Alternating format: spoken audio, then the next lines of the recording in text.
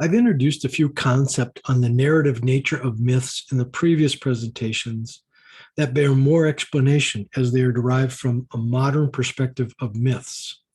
And as you may already have perceived, my own definition of myth incorporates these concepts as essential to understanding myths broadly. Bruce Lincoln has a few books on myth and mythology that are worth noting. The first, from 1989, casts myth as a form of discourse. It's called Discourse and the Construction of Society, Comparative Studies of Myth. Another very interesting book, also by Lincoln from 1999, looks at how myth can be used even to commit genocide. This book is Theorizing Myth, Narrative, Ideology, and Scholarship. I will present some ideas from each of these here. Bruce Lincoln, in Theorizing Myth, talks about the evolution of the term myth and its use in Greek history.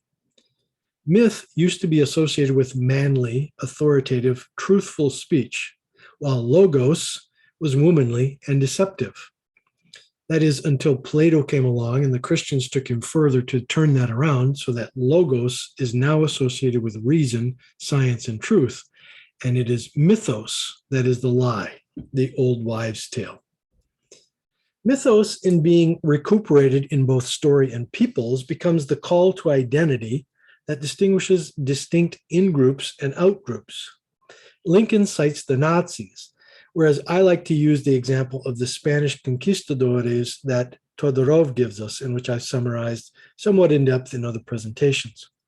Nevertheless, in some cases, the mythic conflict is not recognized, and in others, it is purposely created to recapitulate the positive image of the Volk, as Lincoln outlines for us in tracing the rise of the Nazis.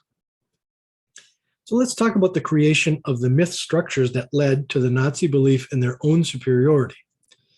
According to Lincoln, Herder created notions of a Volk that is defined out against other peoples with a specific physiognomy, physical features, that also represented superiority, an Übervolk or an Urvolk.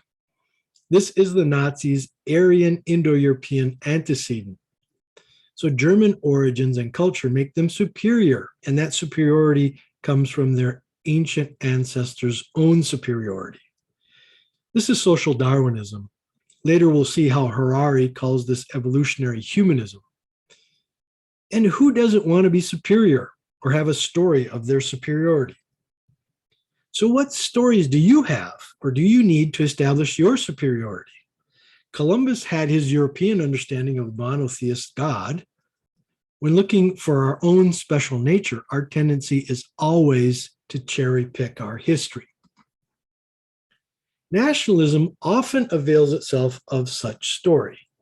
Make America Great Again is a revolutionary slogan exactly of this kind that can gather and mobilize people to shared recollection and collective action. Mythic story and belief are at the core of this creation of an identity or the recuperation of a lost identity. For our superiority gives us a manifest destiny that only we can claim. Those people over there behind the tree, they aren't us. So we can take what we want. And if they get in our way, watch out. Genocides are made on this rhetorical, mythical device of communication.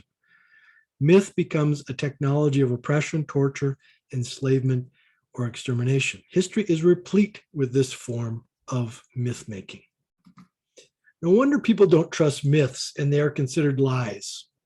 While Campbell and Lincoln don't define myth the same between them, we started by looking at a variety of definitions, considering Campbell and Lincoln along the way. We are left with the common parlance. That's just the myth, which Lincoln traces through time for us now.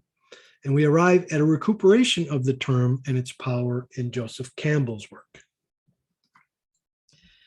For the purposes of argument here, myth is a form of communication or a narrative discourse, one that communicates a depth of an identity group and can explain why they do the things the way they do them. Myths are a means of entering into dialogue. While your own beliefs as myths can blind you to others' myths, as Columbus' operant Christian mythology did, and lead to a lack of understanding, No communication is not miscommunication unless you are Montezuma, and communication itself is voice and power. So these mythic stories are signs and symbols that make for the action. Knowing our own myths and the myths of others make us highly effective and appropriate at predicting the other's actions and helping us to motivate others in a positive way. So now we've considered how myths are at the core of some conflicts, and we can identify them in history, namely the Spanish conquistadores from Todorov and the Nazis from Lincoln.